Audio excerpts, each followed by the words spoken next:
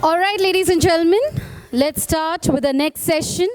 And those who can hear me and they're still outside, request you to please come back to the conference hall. Yes, thank you very much. So post lunch, I hope everybody tries to be very, very attentive because there's a tendency after eating, there's a tendency to feel a little drowsy. But we have a wonderful moderator for the session, so I hope she's going to keep you all awake. In fact, we have two different moderators for the session, ladies and gentlemen. So the topic for the next session is Seeds Without Borders and South-South Cooperation, jointly with IRRI and MOA and FW, Government of India. So ladies and gentlemen, let's invite the panel members on the stage. Dr. Sudhanshu Singh, Director, International Rice Research Institute, South Asia Regional Center, online. Dr. Yacoba Diarro, Secretary General, African Seed Trade Association. We have Dr. Malavika Dadlani, Senior Seed Sector Expert and Advisor. Can we please clap for her?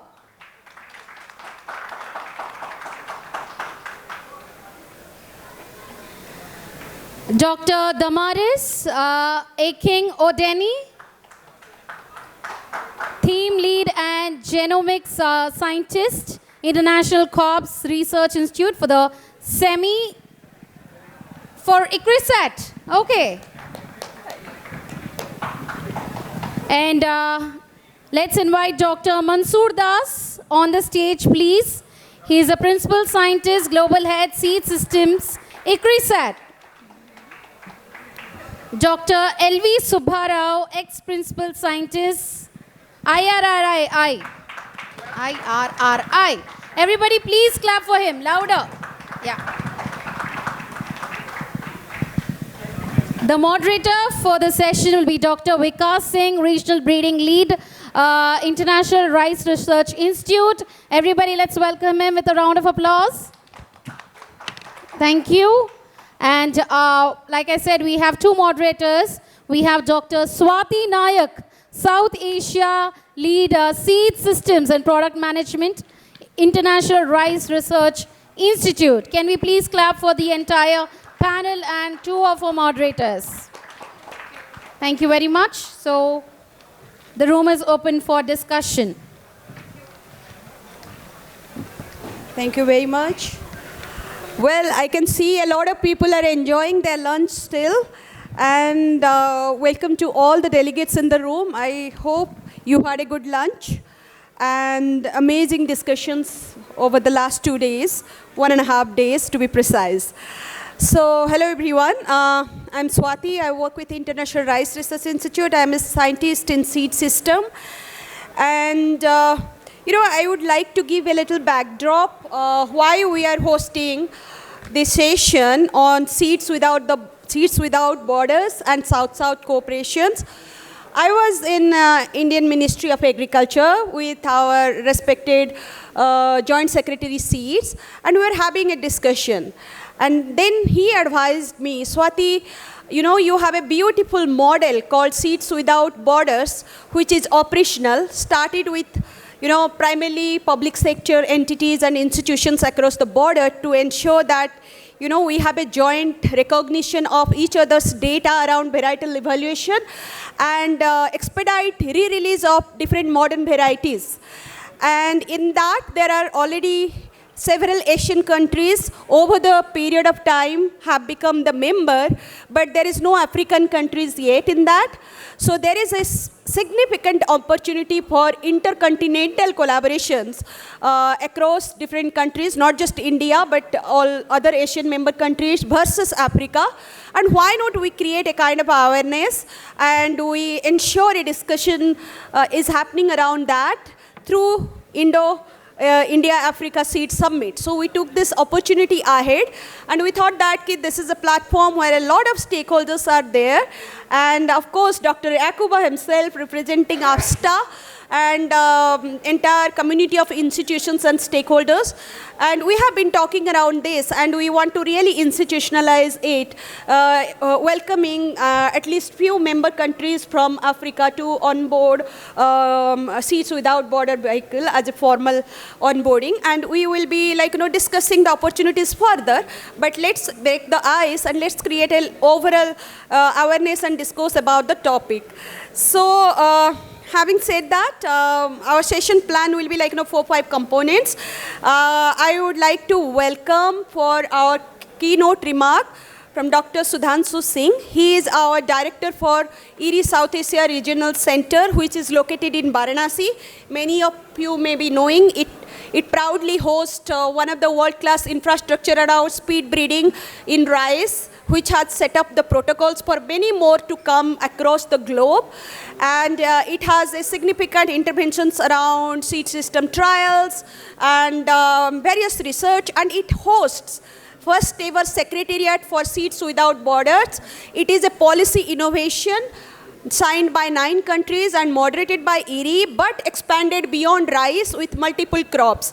I will be presenting later a technical presentation and overview presentation, but let's first welcome him online to give his keynote address. Dr. Singh? Yeah. Thank you, Swati. Hope I am audible. Yes. Yes. Can you hear me? Yes, yes. Thank you. And really warm greetings to everyone, and particularly a very welcome to our distinguished guest from Africa and others.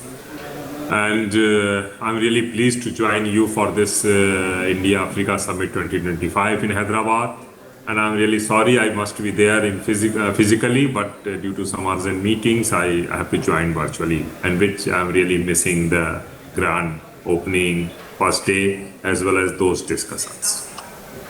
My sincere thanks begins with the Indian Chamber of Food and Agriculture as well as African Seed Trade Association for organizing this summit. And really hearty congratulations to the entire organizing team, our national and international partners for such a high quality events. This was really well planned and a very strong beginning. What I heard from Swati yesterday with number of stakeholders, policymakers, researchers, private leaders and farmer representatives all are joining hands to make possible this kind of practical collaborations. To begin with, I would like to thank Joint Secretary Ajit Kumar Sahuji, who really asked Swati and me to think of joining this event as a part or co-organizer along with the ministry. And then he himself suggested that why not to begin with Seed Without Border, that initiative that has considered one of the major policy initiative by CG centers as well as various countries. I would also like to warmly welcome our distinguished panelist, Dr. Yakuba, Secretary General, African Seed Trade Association, Malvika ji, our renowned seed expert and Farmer Director, ICAR, Tamaris, the theme leader, Trade Development and Discovery of ICRISAT, Anand Kumar ji is missing ministry, but really welcome to all those who have joined, and Vikas and Manjoor and Swati there. Also, will really be greedy just to introduce my center, ISAR, that's ERI South Asia Regional Center at Varanasi. This is the first ever facility created, the full-fledged research facility created outside ERI headquarters in the world. And then the Prime Minister Modi inaugurated in 2018. And that has the 3 big units, unit for Center of Excellence for Grain Quality Addition, working on the grain quality as well as traditional rices.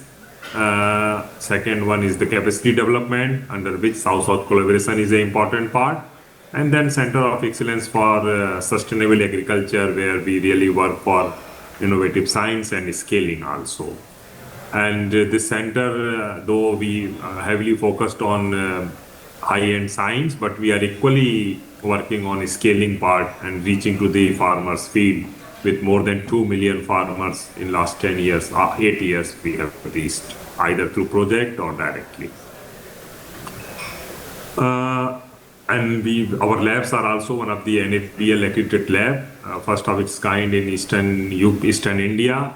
And then we have the first speed breeding facility of the rice, again inaugurated by Prime Minister Modi in 2021, first of its kind in world. Very advanced GIS and remote sensing facility. That's again with more than we are working from here, from our center to the across Africa in number of countries for helping them on GIS and remote sensing. And then finally the seed system team and breeding that Vikas and Swati are leading. We are generating number of projects, almost 50 varieties that has been released in rice in India. 50 are our direct contribution, and we are part with the national system in several others. And then this seed dissemination where Swati is leading, she got the Borlaug Award last year for the strong seed system work that this center has delivered, reaching to the millions of farmers with stress-tolerant varieties. And these stress-tolerant varieties are the key for this seed without border agreement also, that has become one of the major policy driving force across the globe, bringing number of countries together to shorten the release periods of important varieties from one country to the other country, as well as number of knowledge products, international goods we have created. For the low GI varieties, we are the leader. We are working with headquarter, and very recently the two varieties that we have released in India, as well as high zinc variety, the Spurti, are our contribution. And the Prime Minister of India has mentioned our center twice in last couple months, once when the Philippines president visited, and one very recently in the Swaminathan, appreciating the work this center has been doing. Secondly, and that I will not take much time, but really will come to the main theme of this event, the South-South cooperation as well as seed without border.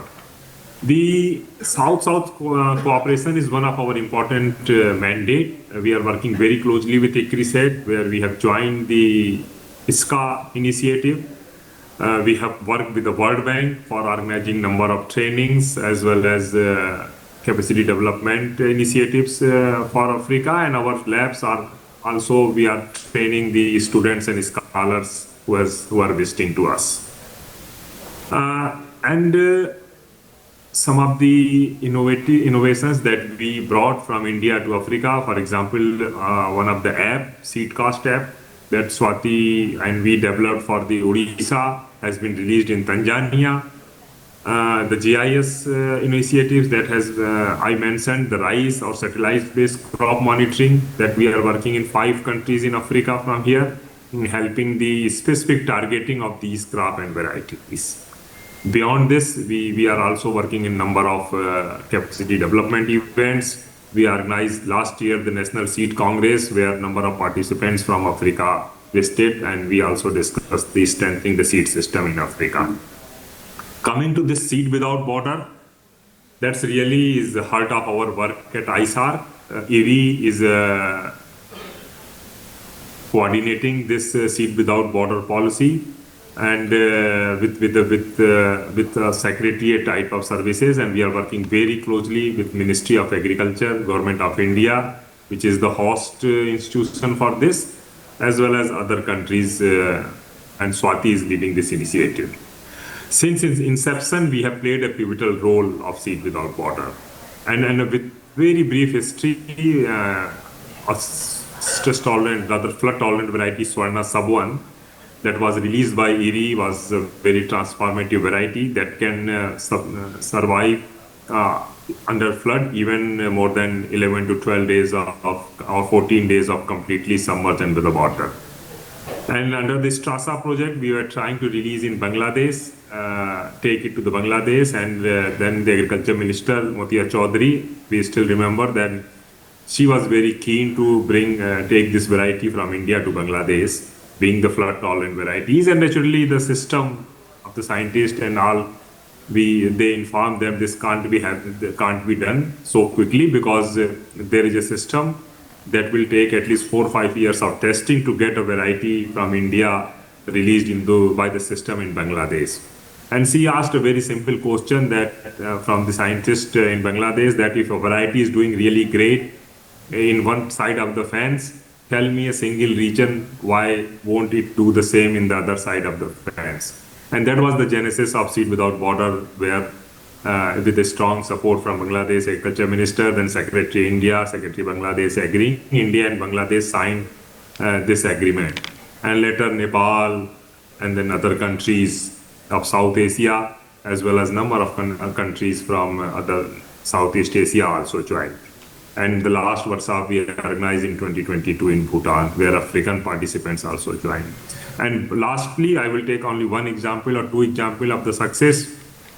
We had a good project in Apart in Assam, and we wanted to introduce a variety Bina 11 from Bangladesh, as it was doing really great in Bangladesh, and we thought that it is the most suited variety for Boros region in Assam.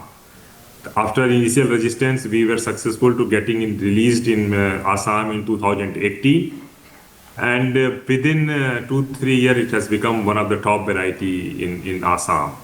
And if you see the two varieties that we released from Bangladesh, Bina 11 and Bina 17, they are covering more than 0.4 million hectare area within 4 or 5 years in India. So those are the successes. Later we can further discuss on that.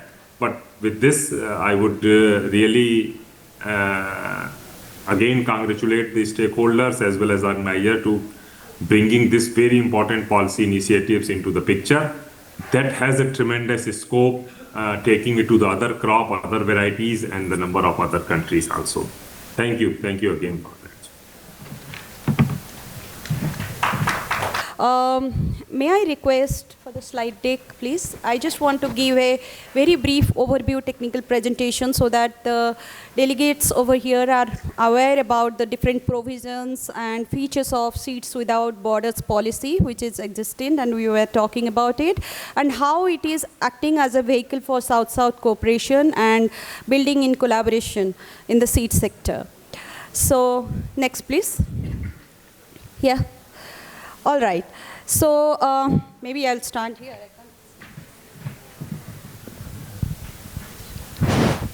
Okay.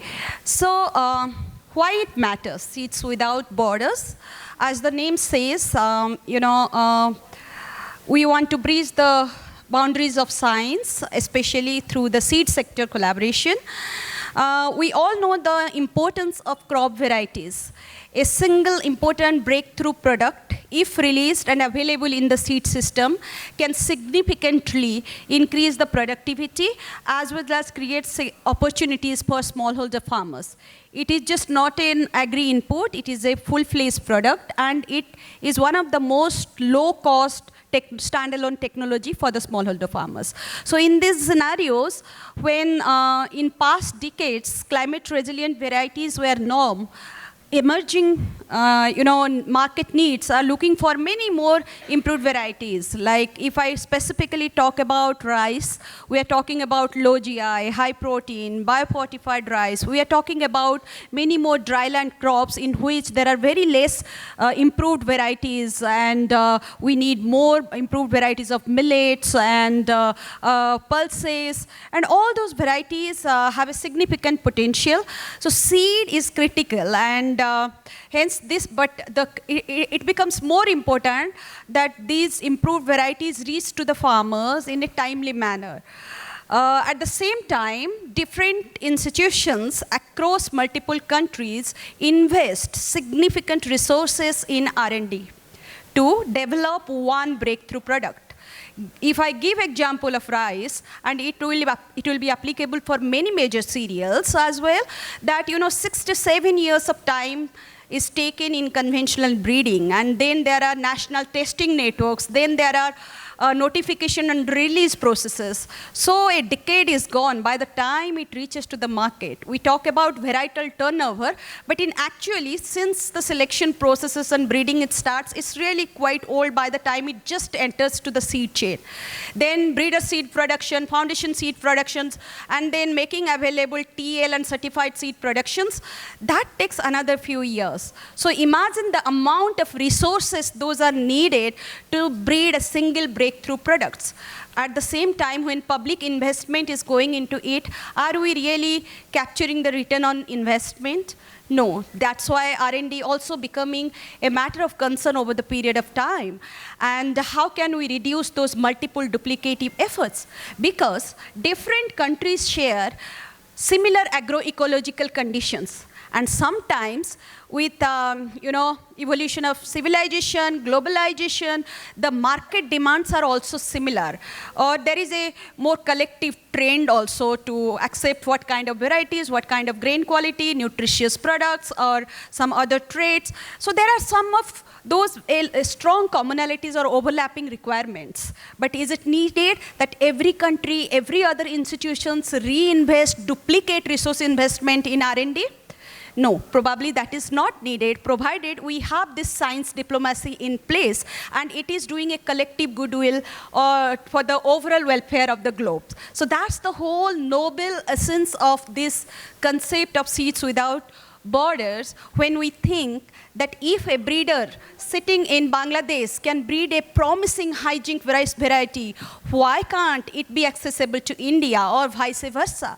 And now we are talking about why can't it be done between India and Africa or other Asian countries and African countries. So why can't we re-release? Because there are scientific data, evidence, trialing, everything available for minimizing the associated risks.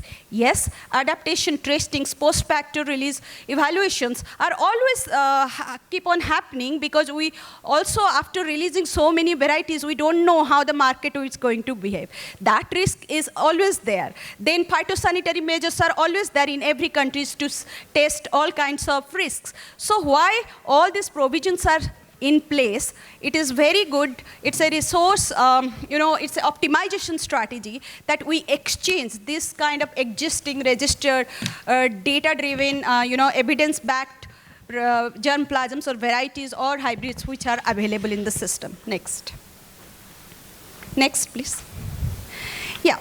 So as Dr. Sudhanshu was highlighting that how it started between a bilateral discussion between government of Bangladesh and India, and this led to a very big science diplomacy agenda. And in this 2013, through the Dhaka Agreement, India and Bangladesh came on board. And then it expanded to 2014 to Nepal, and then different new features kept on getting added. Initially, when we are talking in 2013 and 14, it was experimented with rice, but later the scope of this policy, it broadened to different other crops, the broader cereals, pulses, oilseeds, roots and tubers. So all these enlisted, different kinds of crops started getting included in each and every progressive stage of this policy. And the latest, which was convened in Thimphu, that also has a breakthrough for us, or a remarkable, entry point where we had a provision that private sector entities can also leverage this opportunity. It will no more be only open for the public sector breeding or R&D institutions, and hence those open different kinds of provisions to expand the scope of this policy to make it more global and representative of various crops. And now we have 9 member countries as signatories. Next. As you can see, the signatory countries, we have Bangladesh, India, Bhutan, Cambodia, Fiji, Nepal, Philippines, Sri Lanka, Vietnam, and ERI also as one of the moderator signatory.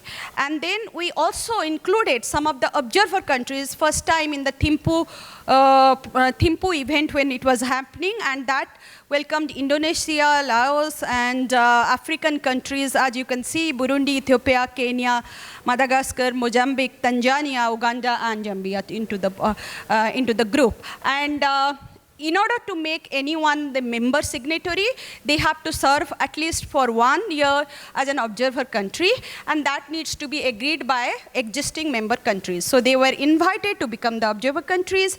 They have an opportunity to become the member of this agreement and open the doors of possibilities.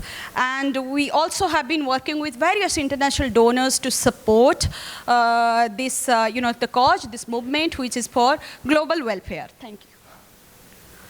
Yes. So how does it happen? Just to quickly simplify it, suppose there are mutual agreements and interest, like, we want to exchange a variety between, say, two countries. So a letter of request goes to, from the requester to the country where it has been already existing, and it is agreed. Small quantity of early generation pure seeds are shared, and seed maintenance responsibility lies with the importing countries or the recipient countries. And often in the release documents, they maintain dual nomenclatures, keeping the respect for the original breeder and the nomenclature. They keep another name and they keep the dual nomenclature for the initial branding. We have Dr. Subbarao. He will explain during his talk that how he did it for India. And then it gets embedded into the recipient country's seed chain quickly. So for public bred varieties, there is no compulsory further testing. Just for validation, you can always do a parallel and post-facto data generation, that how they are doing well in different adaptive, varied agroecological conditions. But seed production can start immediately or even before notification as well. For private, they have kept 1 year of compulsory validations, but that again is a very quicker turnaround time when we look at investing again in development and release of the varieties. So that's the benefit of it and beauty of it. Next, please. Yeah, so far, several high-yielding varieties, low input responsive rice varieties, climate resilient rice varieties, healthier biofortified rice varieties. I can give an example of how Harvest Plus and IRI came together in 2022 and 2023 when we first time released two high zinc varieties from Bangladesh, Biridhan 84 and Biridhan 100 to India. And Dr. Subbarao helped us to get this release proposal processed, and also the breeder seed and everything maintained at IIRR, now which got into seed chain through different scaling actors and institutions, both through the effort of Harvest Plus and IRI. So similar thing can happen for any crop, any institutions, provided they come together, leverage these provisions and opportunities, and we are happy to support for moderation, to link each other, and we can see impact. At certain point of time, Binadhan 11, a flood-tolerant and early to medium maturity variety in Assam, became the leading indented Boro varieties or leading indented varieties due to different market needs, and that was released through Seeds Without Borders. Similar is the case for many emerging varieties and etc. And we could reduce the time that would have taken for impact to be seen in the farm household or the consumer label. So that's the whole benefit of this, policy. Yeah. Yes, so these are some of the impact case. As you can see, even in potato, we have UC map, which was from Bhutan, released in India. We have been talking about some orange sweet potato varieties also for exchange. And there are requests, those are pending and needs to be addressed for many crops like jute and also millets, request from Fiji to India. So these are some of the pipeline areas which we are looking forward to it. And yes, under the Thimphu agreement, there remain several decision points, and we are working on it. We are trying to develop a dashboard to track, make it publicly available, create more awareness about this existing policy innovations and provisions, which can expedite different process and multiple actors can come into play. We want to engage CGIAR centers, being international centers, working across different national institutions globally to moderate this process. We want to create advocacy around it so that everybody is aware. And so some of these provisions are, establishing nodal cells in different ministries of member countries. So those all things were also done and processed. Now we have them on place. So these are some of the progressive forward-looking changes which we are making to institutionalize. Sometimes we all understand this kind of science diplomacy depends heavily on geopolitical situations, individual bilateral negotiations, challenges. But at the same time, we know that we have significant success stories already embedded into it, and we can always work out through a neutral brokering and moderation to make sure that right varieties are reaching to the farmer at the faster rate, bridging the boundaries. So that's all from my end, and thank you very much. Yeah. Got an idea about the genesis of Seed Without Border and why it is very much important. We are also talking about South-South collaborations in general, global South, that how we can really work together. Just to help one or two more points, what Swati was talking about. Very important point is like science-based diplomacy. Sometimes as a scientist we are very good in science, but sometimes very poor in communications to tell our story that why these type of work are very, very important. As a scientist, we work day and night to reduce the time to develop a new variety. But you see that development is a one thing, but if you develop it, then multi-location testing, following all the national policies, this required additional 4 to 5 years. You cannot actually change it until unless you will not think very differently. Seed Without Borders gives this option to the countries to adopt new genetics developed by either any of the country or CGIAR, and you can start from there. Very powerful, concept. When any CGIAR breed any germplasm for any crop, generally what they do, they share these germplasms to many countries. And if you see the record from either Indian data, Dr. Subba Rao can speak later on, these germplasms did very well in many of the countries, get it released also in many of the countries. This is the same idea what we are talking about, how we can help together. Now we have a very knowledgeable panelist here from India, from Africa. They will put their perspective that how this can go beyond and how we have designed. We do have a specific questions to our panelists. Swati, please let us know, when to close 5 minutes before. So we will plan accordingly. So what I will do, I will go through one questions at a time to a specific panelist. And it will go 2-3 rounds based on our time. And we'll close accordingly. So as we know that we have Dr. Yakuba with us, and very important person, to understand this thing for us. So our question is that what role should AFSA play in bringing African countries formally on board as members from, these countries, very important to foster varietal sharing, re-release and seed exchange between India and Africa by leveraging the Seed Without Border initiative. Over to you. Okay, thank you again. Thank you to Swati for also inviting us to join that discussions. The African Seed Trade Association is a continental and membership association with almost 25 years experience in engaging seed actors in the continent. So based on that experience, we think we can play a key role in terms of facilitator and also convenience. We have that powerful, convening powerful to engage, to gather seed actors there.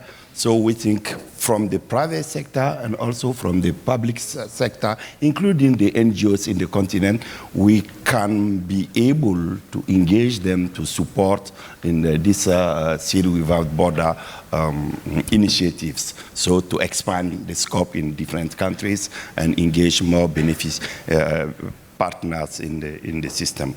We can also serve as a hub of communications. We know the initiative has been started a long time ago. You made many successes, but I know in some part of the continent, people don't know against this, what is ongoing. So we as associations, we can take advantage of our position to share the information, to share the successes, and also by the other way also to bring more information with regard to seed regulation procedures in the countries, how we can move easily seed from one country to another one. We can play that key roles.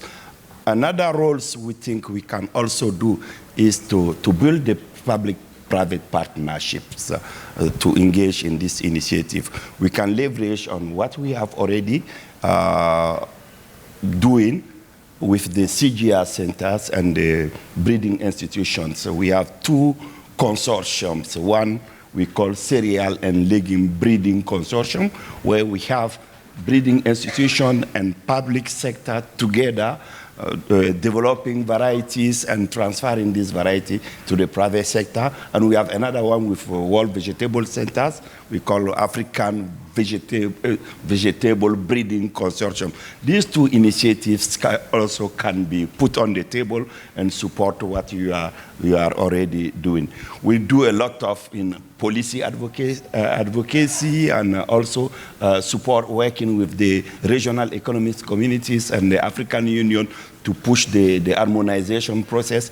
We do believe that with this support, the Seed Without Border initiatives can be key to, can be expanded to different regions. Thank you.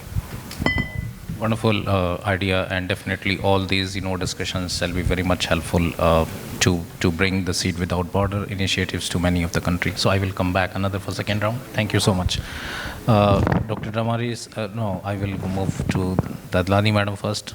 We know, ma'am, very well you and your work since we are a student at IRI. Because you deal with the seed science over many decades. So my question is that based on your experience on seed system and regulations, what regulatory harmonization step, especially the certification, phytosanitary protocols, mutual recognition of testing should be prioritized so African countries for maintaining seed quality and biosafety, how they can do it? Yeah. Before I take the question that you have asked, I just wanted to share my feeling of a very small achievement, maybe a satisfaction, because it was in 2009 that the first SARC seed conference was organized by us at IARI, and as a follow-up of that, in 2012, SARC Seed Forum was formed. And at that time, it was basically to share seeds, of course, Seeds Without Border, but that name was not there. Idea was that in the times of natural calamity or any other kind of socio-political disturbance, when there is sudden requirement of a particular kind of seeds in one of the countries, SARC countries it was at that time, so can the neighboring countries provide that in the shortest span of time? For example, the situation now we are facing in India, the northern hills and the plains, this kind of situation, do you have variety which can be sown maybe 1.5 months later, which is shorter in duration, or a crop which can fill the gap? Suddenly you need that. So you help your neighbors. That's how the SARC Seed Forum was formed. And the Government of India gave that responsibility to National Seeds Corporation, which was the nodal agency. And then the next step, it was the formation of Seeds Without Border. So I'm really feeling some small sense of satisfaction of starting that at one point. Having said that, that is, ideologically, that's the right approach, how it should be. But being in the seeds, we know that we are dealing with living organisms. And when we are dealing with living organisms, we have to be careful about various things. It is not really restricting anyone, but protecting our own environment as well as the person, the country which is importing their environment as well. And there comes the quality and the certification and the regulations. In this case, since the idea is not just pure commerce, but it is also sharing one's knowledge, one's wealth in terms of varieties, in terms of seeds. So, as Dr. Swati just mentioned, you are following a system. I think this is the time when we are going beyond the Asia, beyond the South or Southeast Asia. We are now going to the African continent. We have to be a little more stringent with respect to our certification parameters, particularly phytosanitary, but also about the quality parameters. Since here the varieties which are exchanged are normally the notified varieties, which means the varieties which have gone through the multiple years of multi-location trials and have been released and notified. But the scope can be beyond the notified varieties as well, now with the participation of private sector. Because even in the OECD list of varieties, we have included quite a few of private company released varieties. And there we follow OECD certification guidelines as far as variety certification is concerned. And the phytosanitary requirements will be as per the importing country, or the recipient country rather. So in that, there is not really much scope to deviate. I mean, the recipient country will decide that what is their requirement with respect to phytosanitary standards. As far as the varietal standards or the quality standards are concerned, since we are normally talking about certified seed, so we go by the certified seed standards and we follow that. Is that what you want to? Yeah, that will be very much helpful. Thank you so much. Thank you. Now, moving to you, Dr. Damaris, she do have a great experience while working in Africa. Currently, she's leading, the genomics pre-breeding and bioinformatics program from Asia. My question is related to is that, sometimes country do research. For example, in Asia, we do research in identification of, different important traits.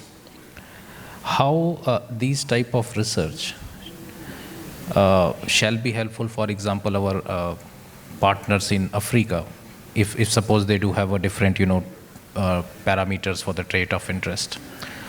What are your views that how the research should be done? It will be helpful for sometimes, definitely regional in need, but as ICRISAT is global mandate, so how we can develop a product lines which shall be helpful, to be released in many of the countries in terms of, traits and genes.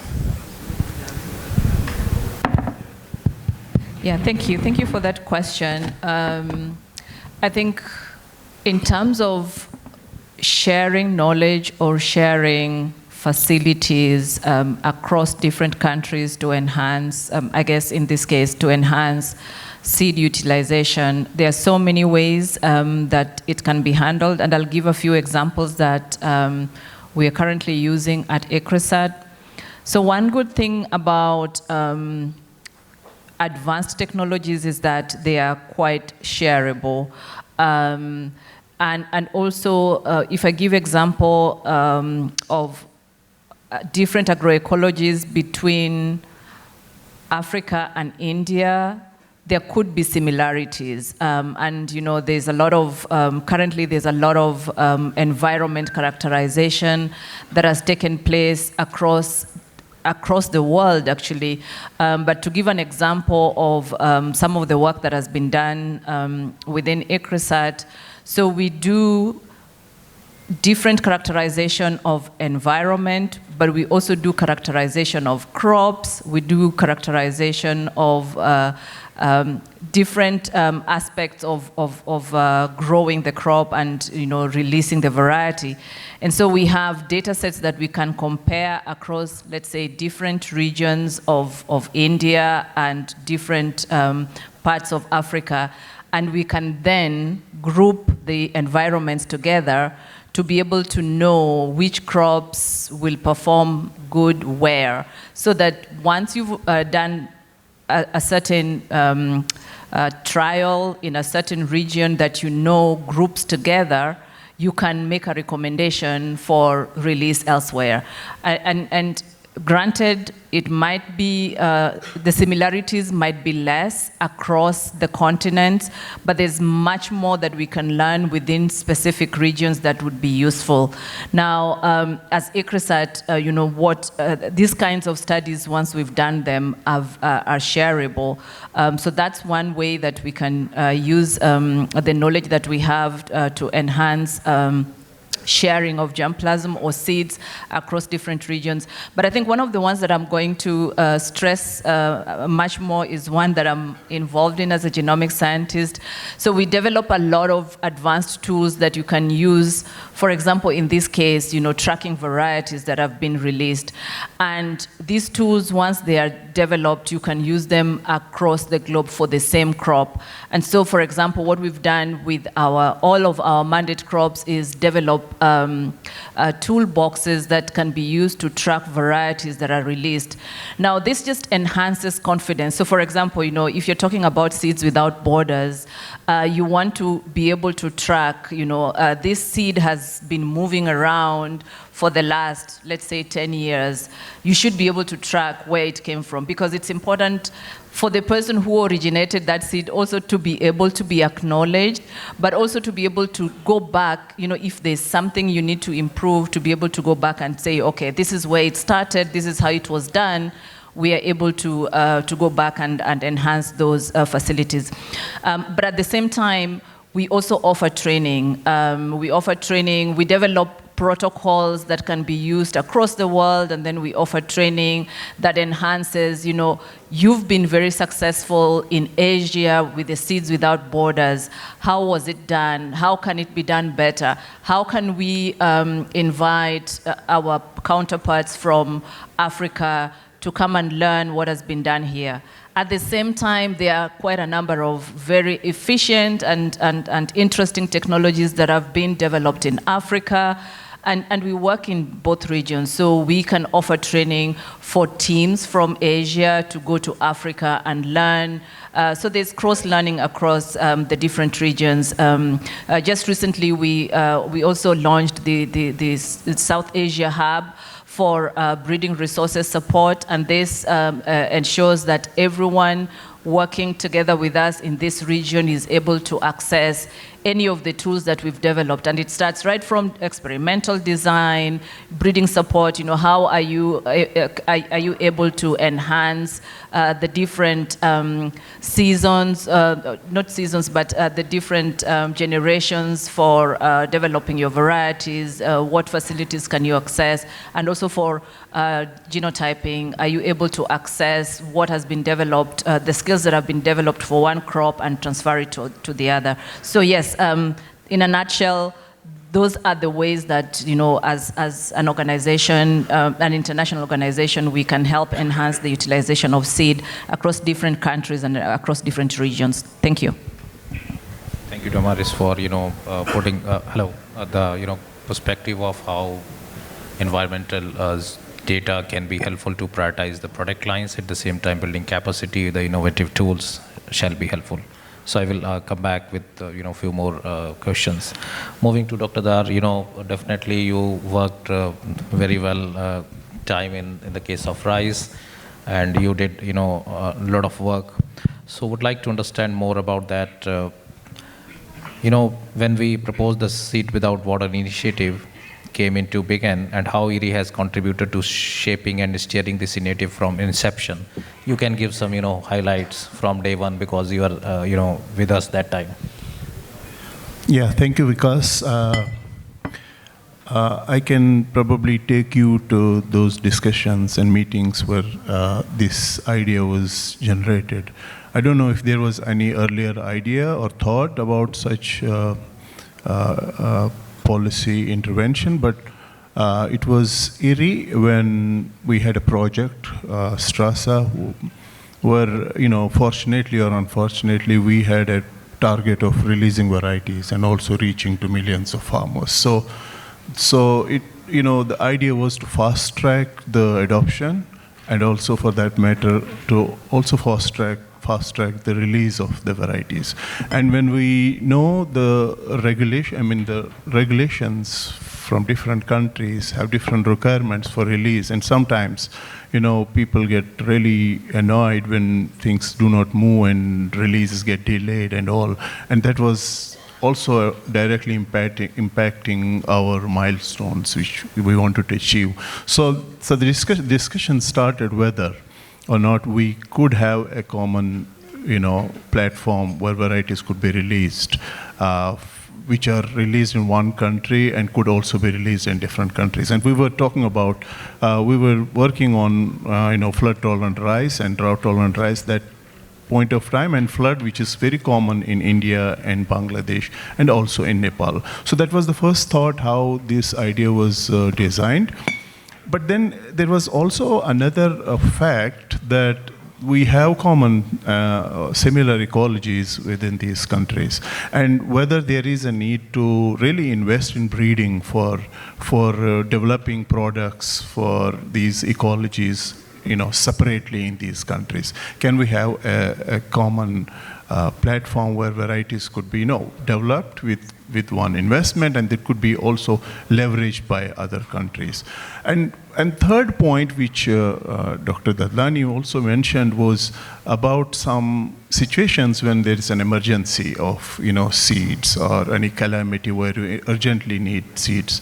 So there was also a discussion about whether certification process of one country could also be accepted by other country if there is a need to procure bulk seeds from one country to another. So that was the starting point where this idea was initially floated, and IRRI conceptualized it, and it was Dr. U.S. Singh who had very extraordinary skills to sensitize governments. And I think IRRI did a great job by sensitizing the government of India that time, and also government of Bangladesh. It was initially started between these two countries. And then, of course, we know the history when Nepal and many other countries joined. And it did not only restrict to rice then, and it is also gone to other crops as well.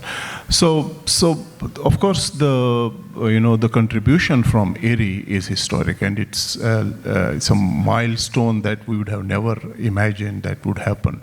So, but I think there is a big opportunity for us to take advantage of such agreements, not only at South Asia level, but also globally. I think IRRI is already trying to do some work in Africa, but it also gives opportunity for other partners, other centers like ICRISAT to also leverage this type of partnerships, so that it doesn't only talk about the rice varieties that have been, farmers have benefited from one country to another. I have at least witnessed some of the varieties like Sudhanshu mentioned, Bina 17, Biri 71, or many more varieties which Dr. Subbarao has helped us. So, and these varieties have really been very widely accepted by the farmers. So there's tremendous opportunity for such arrangements, and I think this is something IRRI has done a big favor for the farming community, for not only this in this continent, but also can be very important for other continents as well. Thank you. Thank you, Mansoor, for very relevant points and how it was started. Now, going back to Dr. Subbarao, very senior collaborator, and he has seen many of the products, the policies, how it's shaped. But Swati, as mentioned, would like to understand more from your perspective that when we have released these first product lines with Seeds Without Border, what are your thoughts? How you have again convinced also that we should import these new genetics? Your perspective and journey about that. Let me first thank Swati and then Vikas for inviting me for this discussion. Basically, how we facilitated the release of these around 6 to 7 varieties in Bangladesh, and 2 varieties from India into Bangladesh, and 6 varieties from Bangladesh to India, and also 2 varieties to Nepal, Sukadan 5 and 6. Generally, the varietal release system takes a minimum of 3 years of multi-locational national testing. After that, at least 1 year it goes for varietal identification, and thereafter for this CVRC to release the variety. Minimum of 4 years it takes for any product after development for the release. This is the national system what we have been following.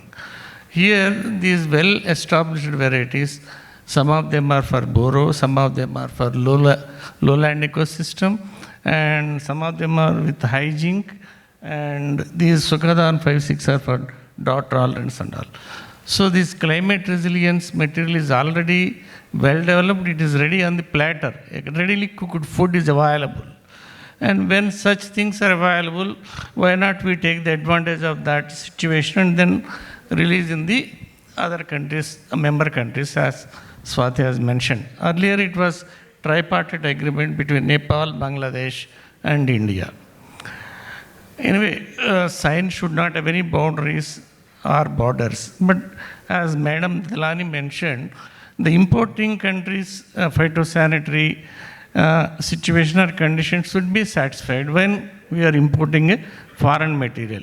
But in this case, what we did was, so the adjoining nations like Bangladesh or Nepal, or for that matter Myanmar, all these things, we have almost in the Asian condition more or less similar agroecological systems, but still we went ahead with 1 season testing in the same agroecological system, and simultaneously we forwarded for the multiplication. So in that way we saved at least 3 years of time to propose it for the varietal release. And seeing their superiority based on the trials in the other country, and also 1 year trials in our own country in the similar ecological situation, ecosystem. And then we facilitated, to be very frank, we facilitated the release of these varieties in Nepal, in Bangladesh. Similarly, our own varieties, which were doing excellent under several drought conditions, as well as lowland conditions, submergence conditions, those varieties were also, we supplied to the Bangladesh. In the same way, they also released. This is one way it is very good for the quickly release of the varieties, the readily available varieties. Earlier in the forenoon session, Ajay Panchbhai was telling that in Africa it takes a long time to release a variety. Definitely under such situations, it is very easy to make use of this kind of seed without borders initiative taken up. So, but definitely it should be in tune with the phytosanitary policies or regulations of the importing country. The similar kind of ecology can be identified, and then at least 1 season testing should be done before easily accepting. See, generally, time lapse between variety development and then variety adoption should be brought down. That saves the arduous work put up by the breeders in widespread of the variety. We have nowadays climate resilience varieties is a buzzword. Everybody is talking about climate resilience. We have a couple of varieties both for drought, submergence, lowlands, and low glycemic, as she was telling, and also biofortified varieties. Cherian was mentioning about biofortified. We have developed around 5 biofortified rice varieties, and also one of the variety which we imported and released in India, I think it is Biridan 69, having high zinc of more than 27 ppm. So such kind of advantage can be encashed when we follow this seed without boundaries initiative. Also, earlier, before this seed initiative without boundaries was there, we had the program of INJER, strongly supported by the IRRI, and then a lot of germplasm was flowed into several places, and people used to pick up the best promising lines from that. But after picking up, again they have to undergo these 3 years of multi-locational testing, and again quality, and then pest and disease resistance trials and all. Again, it takes 4 or 5 years time. So to cutting down all these years of labs, so this seed initiative without boundaries, I feel it is quite impressive. The friends from Africa can make use of this facility. Of course, again, the bottom line is meeting the phytosanitary implications of the importing country. 1 year of testing is good enough, 1 season for that matter. Thank you. Thank you, Dr. Subbarao, for putting again a brief background that why it is very critical, important, and how we have imported and also supplied, relevant genetics to the country. Thank you. Now coming back the second round, and I'm now merging few of the questions, so you can take your time to respond. Like from after perspective, which specific crop commodities can be prioritized?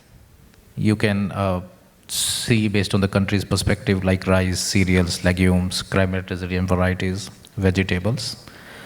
And what bottleneck you see, in this policy, what we are talking about, that we need to think of, and how India can help in that. Okay, thank you again.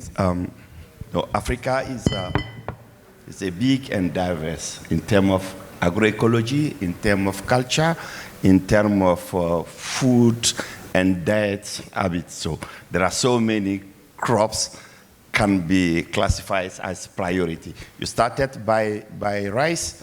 I can say in some part of Africa, rice remain the priority crop. For western part of Africa, we import a lot of rice, and all the countries has programmed to develop the rice value chain. And we have even in West Africa, the regional program led by ECOWAS called Rice Offensive to make the region more sufficient. So rice can still be on the table, high-yielding varieties, tolerant to drought, to flood, and even from Senegal, where I was, variety resistant to iron toxicities can be prioritized in this region. We have also for the humid region, cassava is one of the priority crops. We can prioritize cassava. And recently, you have seen with the crisis between Russia and Ukraine, African head of state, some went to Ukraine, other group in Russia to advocate to release, the value chain and allow wheat to move from this region to Africa. And after that, all of the African countries have started wheat value chain development process. So wheat remain against a priority crop for Africa. Any technologies, wheat technologies can be appreciated in Africa. We still have vegetables, including our local and traditional vegetables, can be brought in that initiatives. In terms of constraint, we still have the policy bottlenecks, regulations, how to fast track the movement between cross-border movement of improved material, genetic material, but also for seeds. And there is already some harmonized process. We need to work on it. We need to build the capacities, and we need to advocate a lot to facilitate that movement, cross-border movement of seeds. We have phyto issues. We have even procedures, which kind of requirement, which kind of documentation we need to move seed from one country to another. These are challenges. We still have it. Logistics aspect in terms of road network. Africa still have some poor road network. So there are investments to be done. There are advocacy activities, but there is also a need for capacity building to implement at least the existing harmonized procedures. And where I see our association, including other partners, where we can bring our hand together to work is particularly in this aspect. We can learn a lot from India experience and bring them to Africa so that these initiatives of South-South cooperation can be strive and make quality seed and technologies available for our farmers. Thank you. Fantastic, response, and I also agree that while doing all these capacity building is very, very critical and must. So I will start the same question to you. That India do have a very good advancement in the seed science technologies, including biopriming, hormonal priming for stress tolerance. Likewise, we do also have a good laboratories, like genotyping laboratories and all. So how we can think in that side to build, the capacity, joint capacity for not only seed science, system scientists, but many of the stakeholders, policymakers, and what should be a minimum, engagements like seed standards we can maintain so the seed without border will be very much successful in future. Take your time to respond because I have asked few questions. Thank you. Thank you, Vikas. You have raised a very, very pertinent point, because if this movement has to become a global success, we have to go beyond just seed. We have to also go to the innovations. We have to go to the whole gamut of it, not just standards, not just the varietal trial. But here I would like to mention one thing. Dr. Swati as well as Dr. Subbarao did mention about 1 year trial, which may be, you may do it post-introduction, but I would suggest that as far as South-South cooperation goes, that 1 year multi-location trial should be mandatory, absolutely. Because it is not just the geographic conditions, not just the climatic conditions, but the microclimate, which plays a very, very important role. And therefore, it will be in the interest of both the recipient country as well as the country from where it is going for the success of the program that we have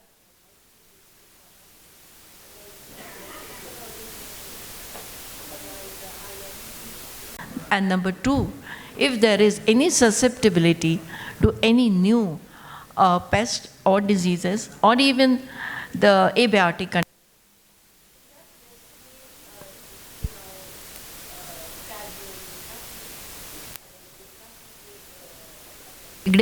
a very, very experienced vegetable breeder of Indo-American, that very good chili varieties have been bred in Africa, highly pungent and much, much pungent and much, much more specific than the varieties in India. But I was asking that what about in chilies, we know that the disease is a very major constraint, both viral as well as bacterial. He said that no, there is no problem of virus diseases in the African continent in most of the chili varieties. So what is that, that microclimate, that maybe the vector is not available and therefore the virus doesn't spread. But this kind of information is very important. Otherwise, 1 year of disaster or 1 year of a failure will drown the whole program, which has immense potential if we go carefully without compromising on these aspects. So that is one thing, Vikas, I would like to say. Another thing, you also mentioned about the innovations. there is enormous scope of innovations in seeds beyond the varietal development. That, of course, is the soul of the whole program. But to make it further more attractive, because, you know, if you go for breeding a variety with multiple tolerance against biotic and abiotic stresses, it is a very long program in terms of breeding, and always not successful either, because you have to sacrifice one trait for the other. Therefore, the most preferred route these days is to take a combination, breed a variety with the most important or most critical components of resistance or tolerance, and then go for seed enhancement or seed treatments to bridge the gap and make it tolerant to many more conditions, both abiotic and biotic stresses. Now, here it is not just the technology. We also need big policy support, because as many of you might be knowing, that in India, for example, we released a large number of biostimulant, 8,000-9,000 biostimulants, and these were given provisional approval. And then after 4 years, only a handful, about 150 or so, are now in the list, and all others have been dismantled, because they did not provide the complete safety profile. That data has to also be given. Even if it is a biostimulant, it doesn't mean that everything coming from biological origin will be useful only. There are very many harmful components, even in the biologicals. Or there is a incompatibility, even through biologicals. Those and toxicity, those have to be tested, and that profile has to be created, so that once again, it is a very long, tedious, and also involves a lot of cost in this kind of testing. Can we think of maybe have India-Africa platform, joint platform for testing new innovations, so that the time and cost of testing can be reduced substantially, and if it is approved by all the norms which are to be decided commonly, if it is approved once, it should be accepted in other member countries. If we can do something like that, that will be a big step forward. Thank you.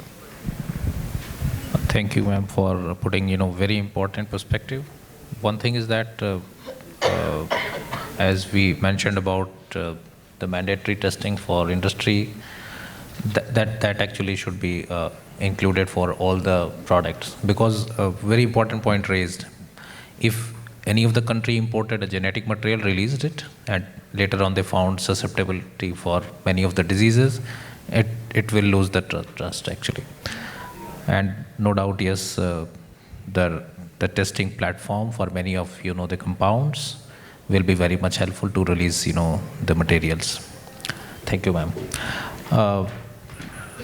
Damaris, the next question for you, and this is again basically how scientists, genomics and breeding scientists, can develop a product, deploying the new technology like genomic selections, how they can test the germplasm.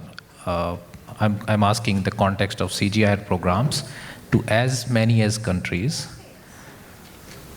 what we call as a test set. So later on when we develop a product, this will be basically helpful to get it released in many countries. What should be our strategy? How we can collaborate well in advance with our national partners and programs? How, not only in terms of product development, how we can jointly develop a breeding and pre-breeding programs with them. The idea is that they can learn together. At the same time, the products can be, accepted widely. What are your thoughts on that? Yeah, thank you so much for that question. And here's what I think the CG centers can do really well to enhance uptake of technologies or sharing of technologies. I think with respect to developing improved varieties, the CG centers have created beautiful platforms where they're linking market intelligence with product development and also product testing. And the CG Center, so for example, ICRISAT with the mandate of dryland crops would be able to then focus on the regions where specific products are likely to be taken up by the community. Now, the good thing with that is that the CG centers, most of them have, the CG centers can share whatever is developed across the world. And so using that platform, we can then identify the relevant traits that are required in specific regions, utilize the gene banks to be able to identify the unique combinations of genes that would be of interest to certain regions, and then optimize our breeding pipelines in such a way that these thousands and thousands of crosses that are done targeting different kinds of regions with different kinds of products and then sharing across the world. There's no reason why every time a small breeding program or a small private sector is looking to identify where to get the relevant material, that they have to go back and generate it themselves. Once these kinds of data sets have been generated, it can be made public, because part of what the CG centers do is also to be able to share knowledge, data sets that they've generated.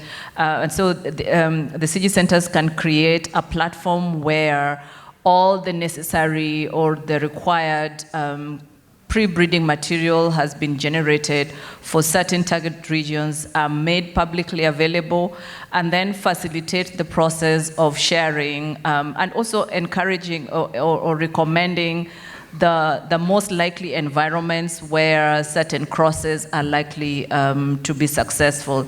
That way, everyone across the breeding pipeline benefits from the research that is done in the CG centers, but at the same time, it facilitates the process of developing the right varieties in the right countries for the right environments. But I'll just touch on something that you did ask Dr. Yakuba earlier in terms of what types of crops that Africa could prioritize. And I just want to say, with all due respect to rice and wheat and the major crops, I think we also really need to go back to the dryland crops. And I'm not just saying this because I work for ICRISAT, but I'm saying this as an African as well. Africa largely depends on rain-fed crops. With the challenges of climate change, we hardly have any water that we can use for irrigation. And we have so much potential on crops that are native to us, like pearl millet. There's no reason why Africa should be coming to Asia to seek hybrid pearl millet when pearl millet is originally from Africa. It should actually be the other way around. And so for me, I think the priorities, especially for the few of us Africans who are here, the priorities should be first and foremost the crops that are adapted in that region. And yes, if it is doing well, you can then exchange it to the other areas where it was probably not adapted, but not the other way around, so that the few resources that we have, we focus it on the right material. But again, also focus on the nutrition. So either way, whether we talk about nutrition or climate resilience, some of the African crops still remain outstanding and should actually be the focus of improving their quality in terms of seed systems. Thank you. Thank you, Damaris, and she raised 2-3 very important observations. First of all, as a scientist, breeders, now every product what they are breeding, it is basically based on the market demands, clearly mapped to a specific product concepts, and we have a clear product profiles. These also shall be helpful because, as she was talking about that idea of the markets, that market profile can help to identify that these products are closely matched to which other market segments. And yes, prioritization of the products is basically, as she was talking about, need to be discussed in deliberations with specific stakeholders, and definitely the native crops can be prioritized first. Thank you, Damaris. Going back to Dr. Manzoordar, we want your some frank opinion and suggestions related to the Seed Without Border Secretariat also, because we are also facing many bottlenecks, in although few of the countries still not signed those signs. We do have a good success, but I believe, what we talked about, we need to have more successes. Many of the countries also do have a very good products release. What we need to do in that context, so this will be a much bigger and better success. Well, as I said in my previous round, this is a wonderful arrangement where seeds can be just shared with, among the countries without having need to go for any rigorous testing and all. And we have, farmers have to some extent benefited, Indian farmers have largely benefited from the varieties that were developed and released in Bangladesh. Now, looking at the concept and looking at the agreement, it is very widely accepted at the national levels. All governments have accepted, and it's recognized. But I always felt that we need to do some interventions for really implementing its benefits. So, of course, IRI is facilitating that. But what I would have expected, and what I would expect in future, is that the process of demanding seed varieties from one country to another country should be institutionalized. I can quote an example. Dr. Rao talked about international nursery, INJER, which IRI used to have earlier. I think they have stopped now. So breeders will always like to have access to new germplasms, wild types from gene banks, and breeding programs would always like to have access to advanced lines or maybe refined lines from international nurseries like INJER. Such should be the case for this type of agreement, where there is a mechanism where the countries can assess the requirement, the need of releasing a variety from different countries in their own countries. So we have varieties released. We have, because there's a lot of push from institutions like IRI, which is moderating this entire dialogue. But then, unless we have a mechanism where countries can find a platform which can coordinate with different countries for using their material at any stage of the time. Second point which I wanted to make here is about the testing. I think when we talk about similar ecologies, we believe that ecologies from one country are similar to agroecologies of another country where varieties are exchanged. We also understand that our agroecologies are very diverse even within states. So for example, when we initially brought varieties from Bangladesh, so the similar ecologies could be either Assam or West Bengal or to some extent Odisha, right? But if you look at Odisha, there's always, there's 9 to 10 agroecologies even in Odisha itself. So I think there has to be more clarity on what is that testing period needed, because it may not every time go to that right ecology. When we release a variety for state, it is likelihood that, it's likely that that variety can also go to other, other ecologies, which may come as a feedback where variety is not performing well and may kill the entire idea of that exchange platform.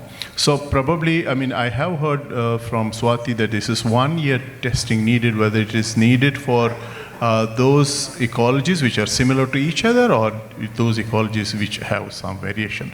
But I think that awareness is needed for the stakeholders, not for the people who are actually advocating this process. In India, we have a lot of states and there's a lot of diverse ecologies. So different states have different mechanisms. We have even state release system. So states also need to be aware of this process individually so that they can independently talk to somebody who can coordinate with other country for any such variety if that's going to be working for that. So I think these are the 2 suggestions which I would make. Thank you, Dr. Mansudar. Very fantastic, important suggestions. We'll take care of it and we'll work in that direction as well. Dr. Subbarao-ji, you really work in the public sector and also strengthen the public-private partnership to have much better impact. So the question is that, given the importance of public-private partnership, what are the intercontinental opportunity in breeding and seed system space where both public and private sector can leverage each other's strength and also address any capacity gap? So it's a great opportunity in building the public partnerships. See, public research is always very strong in basic research and developing a product, while the private sector is very strong in marketing and spread of the variety. So the time lapse, as I said in earlier, the time lapse between the variety development and the adoption can be brought down significantly with the public partnership, as the marketing network is very, very strong. That is one aspect. Secondly, we can also partner with the private sector in some of the semi-finished products which are available with the public sector can be taken to a logical conclusion with the involvement of private sector, wherein their investment may be helpful or the human resources at the public sector is really helpful. By combining these two, that can be achieved. And one more thing is, public and private partnership is always has been a healthy proposition, and it was proved very, very successful in several cases in the past in India. And coming to the case of the seed initiative without borders with African nations, it could be a win-win situation when we follow this. For example, I say a successful marriage between Varieties glabrima and Varieties setava resulted in heat-resistant Nerica lines. Now we are talking about climate resilience always. And then one of the important lines that can contribute for the development of heat-tolerant rice varieties are use of Nerica lines, which are a product of both glabrima, the African cultivated rice, and Varieties setava, the Asian cultivated rice. In that way, you can also say that either you can call it as public-public or intercontinental or public-private partnerships in developing the products. Thank you, Dr. Subbarao, and definitely that is very important to us to know that many of the players required, to see the broader impact. So with this, Swati, I would like to close here to open house question and answer session for 10 minutes. Yeah. Yeah, so Thank you very much, all the panelists, all the esteemed panelists. And as the Seeds Without Border is growing, and I won't say neither it is a very old policy innovation, nor it is a very new age one. We are gradually evolving and keep on learning and adding on features or provisions or improvising it.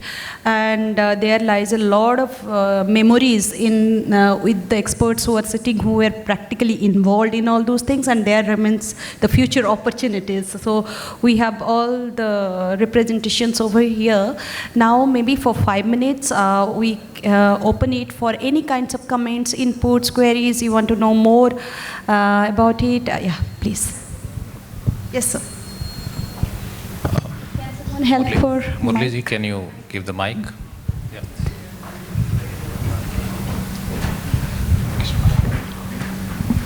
Yeah, I request any of the panelists to take up any. Many a time, this is Sudhakar Reddy, many a time we'll be talking the emphasis on only the seed. When seed, soil, plant, atmosphere all do matter for the survival of the very seed. You only see the front side of the seed, not the other aspects of the seed. Like for instance, you have legumes. Whether you are thinking of productivity alone as the criterion, not the protection. The protection is when the seed needs the water in the live irrigation. Whether seed along with the biochar. See, biochar is the latest concept coming through. That is nowhere reflecting in any of the discussions. When you think of biochar, it gives the nutrients as well as the moisture, as well as the microbes at a later stage when the plant needs it very, very badly. And all those concepts are least regarded in most of our discussions. In the last 15 years, ever since I have been in the farming sector, where we keep talking seed treatments, all right, that's good, but different ways of treatments, the biology, and giving least regard for the precision agriculture, like you don't even think of your soil testing device doing wonders for your seed. The seed handicapped with so many factors affected, the so-called soil testing device would be doing wonders to your seed by way of, knowing within these boundaries of at least even 100 square meters, you think.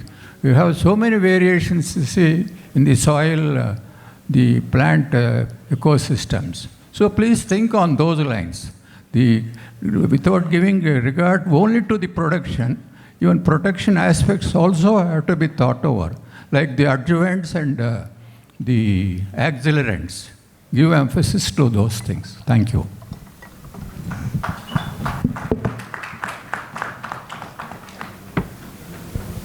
Yes, sir. Yeah, please.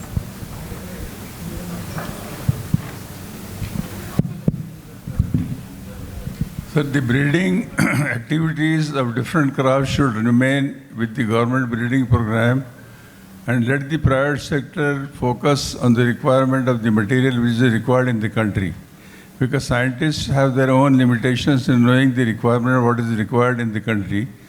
Their knowledge is confined to a particular sector, whereas the private sector has access to the entire country or entire region in the neighborhood of the countries also. We know what is required in the neighboring countries of India, like Pakistan, Bangladesh, Sri Lanka, Saudi Arabia. Whereas scientists working on a particular crop, his knowledge, his access is confined only to a particular thing only. I have seen there are many varieties which have been bred by the government institutes, but they have not seen the light of the day. Because the limitation of the government breeding institutes, they don't have resources, they don't have the access to the material, or they do not know what is required. So my suggestion would be that government breeding institutes should have a system. They should try to generate a system to convene a meeting with the private sector with the different intervals, at 3 months or 4 months interval, and try to share the knowledge what has been developed, bred by them, so that we can also give our contribution to them and accordingly they can direct the breeding program accordingly. This is my suggestion. Yeah, no, that's a great suggestion. And because you will agree, a kind of brainstorming we are making for a policy dialogue includes those. Thank you. Yes, sir. So thank you very much. My name is James Wanjohi, come from Kenya. I belong to the government, so I am keenly listening to the presentations, very beautiful presentations from the key speakers today. And I want to begin with the topic is about seeds without borders. The borders we are looking for are those physical borders between one country and the next country. So we are imagining that the borders are only between countries. There could be other borders. Farmers within a country also have their own borders. There are out of borders about culture. There are also borders about limitations with farmers. You can bring your seed from all over the world.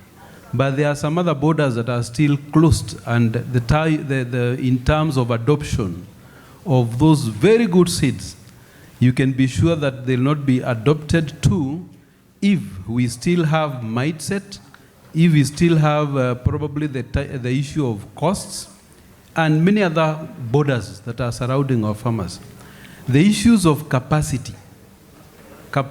I've heard one of the speakers say that it is true. If for instance, for Kenya, we have our neighbors, very good neighbors. But I can tell you, if Kenya has the capacity to place or to post some inspectors of the seeds as you import them into a country, and then the neighbors don't have those inspectors. So we shall give you the phytos, but the neighbors do not have anybody to inspect. So what do you imagine of that flow? So the issue of the capacity between even those countries is key. So if the framework or the platform that I have had being proposed could be enhanced, it should also be able to support countries so that as the seed goes to those regions, it is easy. The issue of technology, innovations, so that if you are applying to introduce those seed without borders, we facilitate in terms of online. You know, the issue of technology must be there, so that again, you don't have to physically move from one country to the next country just to fulfill or to be compliant. I have heard about, I think from many other presenters, about the issues of 1 year being the period that probably a product could be considered for approval. I think within the East Africa, we've already started introducing this one, so that if a product, one of the seed is already approved maybe in one of the member countries, you only undergo only 1 season. 1 season. But if it is coming from outside, probably you might take that 1 year that we are talking about. So I think from the producers' perspective, we also need to talk to our governments. And our governments are listening governments, because our farmers are the ones who demand for those technologies. So how do we leverage on technology, and how do we leverage of the existing laws? Just recently in Kenya, one of the politicians, I think, tried to introduce some law that was to sort of reduce or to water down those strict conditions that probably have put in terms of the movement of seed, and said we don't have now like the regulatory agency being the one to regulate on the seeds. They want some lab. So you just take your seeds to the laboratory, and the following day or in the afternoon, your seed is already approved to be grown in this country. Surely, as much as we want to make sure that business flows, it cannot be that we only do it in the lab. There has to be some trials. This is science. As a breeder also, I believe you don't want your seed only to be tried in the laboratory and is released to the farmer and then does not perform. You lose the whole, I think you don't gain in it. So let's look at how we can be able to open those boundaries, but more so build the capacity. Thank you very much. Indeed. Thank you very much, sir. One last question, because we're running out of time. One last. Because he already has a mic in the hand. So yes, please go. I'll be very short. Like now, there is a lot of investment in developing gene-edited plants. I think both NARS and CGR need to get ready. Maybe in 3 years and 5 years down the road, we will be having many more gene-edited for evaluation. So kindly get ready so that, because there is a heavy investment. If this, in India already 500 crores has been put in Bio E3 program. And if you are not successful, the trust will be lost by the government and they will not encourage to put much more money for the future. So please be careful and be ready. That's my suggestion.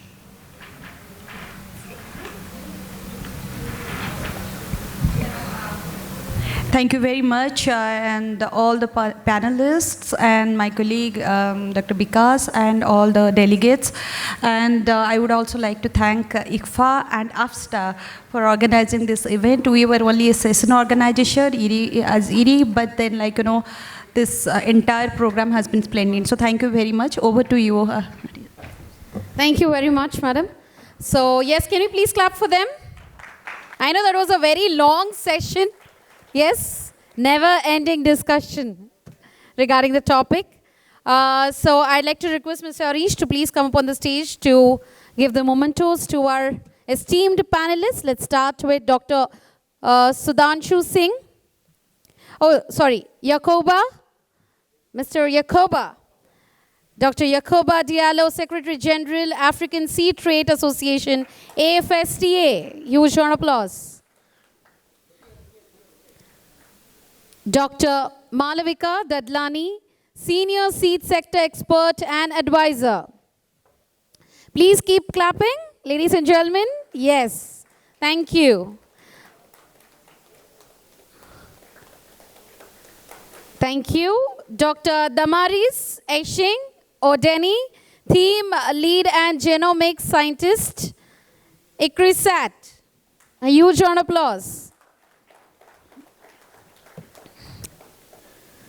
Dr. Mansoor Das, everybody. ICRISAT Global Head Seed Systems.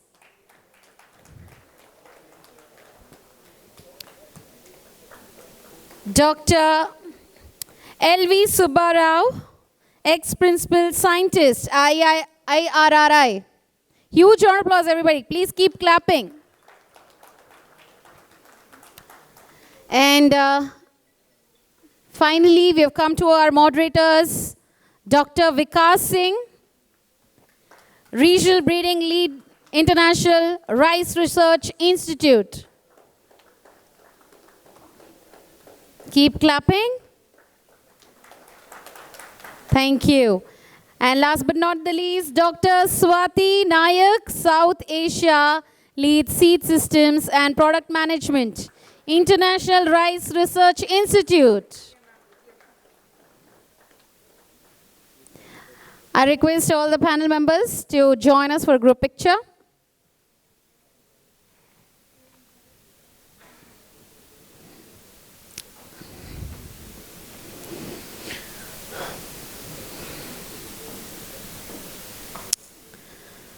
Very well. So, ladies and gentlemen, with this, we have come to the last session of day 2.